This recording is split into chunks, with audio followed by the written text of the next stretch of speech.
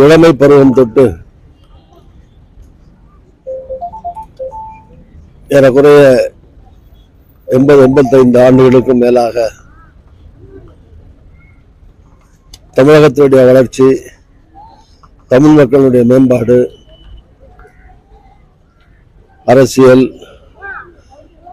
இலக்கியம், திரையுலகம், இப்படி பல்வேறு சமூக நலன்களில் அக்கறை கொண்டு தந்தை பெரியாரின் சீடராக, பேரறிஞர் அண்ணாவின் தளபதியாக சுமார் 50 ஆண்டுகளுக்கும் மேலாக திராவிட முன்னேற்ற கழகத்தினுடைய ஒப்பற்ற தலைவராக இருந்து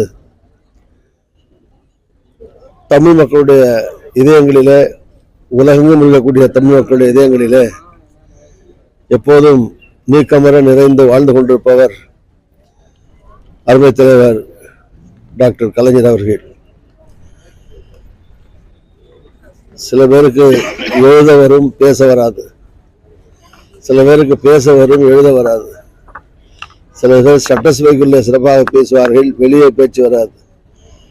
பொது மேடைகளில் சிறப்பாக பேசுவார்கள், சட்டமன்றத்தில் சிறப்பாக பேச்சு வராது. சில பேர் சிறுகதை எழுதுவார்கள், நாவல் வராது.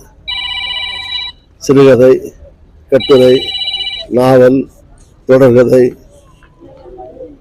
அதுபோல கவிதை, இப்படி தமிழில் இருக்கிற அனைத்து துறைகளிலேயும் தோன்றிய துறைதோறும் புகழ்கொடி நாட்டிய பெருமை அருமையான டாக்டர் கலைஞர்களுக்கு உண்டு. ஒப்பற்ற பேச்சாளர், ஒப்பற்ற எழுத்தாளர், ஒப்பற்ற தலைவர். அவருக்கு நிகரான ஒரு இலக்கியவாதியை அரசியல் தலைவர்களில் இந்தியாவிலே எங்கும் காண முடியாது. அது மாதிரி ஒரு நிகரற்ற ஒப்பற்ற தலைவராக திகழ்ந்த அருமையான கலைஞர் அவர்களுடைய பிறந்த நாள் 100 நிறைவு பெறுவதை ஒட்டி அவருடைய திருவுருவ சிலைக்கு மாலை அணிவித்து அஞ்சலி செலுத்தி அவருடைய நினைவிடத்திலேயும் அஞ்சலி செலுத்துவதிலே காங்கிரஸ் சார்பிலே, எங்களின் சார்பிலே அவருக்கு வீர வணக்கத்தை செலுத்துவதிலேயும் அதை தமிழ் மக்களுடைய செலுத்த வேண்டிய நன்றிகளில் ஒன்றாக கருதுகிறோம். அருமையண்ணன் டாக்டர் கலைஞருடைய புகழ் என்றென்றைக்கும் தமிழ் மண்ணில் எப்போதும் பசுமையாக தமிழர்கள் நெஞ்சத்தில் அவருடைய நினைவு நிலைத்து நிற்கும். டாக்டர் கலைஞர் அவருடைய புகழ் வாழ்க. கருத்து கணிப்பு பத்தி கருத்து கணிப்புகள்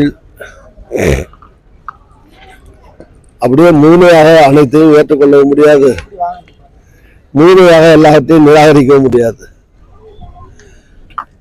சில நேரங்களில் கருத்து கணிப்புகள் பொதுவான ஊடகங்கள், பொதுவாக சர்வே பண்றவங்க இருக்காங்க. சில பேர் சில கட்சிகளுக்காக கருத்து கணிப்பு பண்றவங்க இருக்காங்க. சில பேர் சில ஊடகத்தின் சார்பில், தொலைக்காட்சிகள்னா அதுக்கு ஒரு முதலாளி இருப்பாரு, ஓனர் இருப்பாரு, அவங்களுக்கு பின்னாடி ஒரு கொள்கை சித்தாந்தத்தில் அட்டாச்மெண்ட் இருக்கும், இணைப்பு இருக்கும், அதுக்கேற்ப கருத்து கணிப்புகள் இருக்கும். நியூட்ரலாகவும் சில ஊடகங்கள் சில சர்வீஸ் இருக்கலாம். அதனால கருத்து கணிப்புகள் வழக்கமாக தேர்தல் முடிஞ்ச உடனே செய்கிறது தான், அது எக்ஸிட் போல்னு செய்கிறது தான், அது எல்லாரும் செய்திருக்காங்க.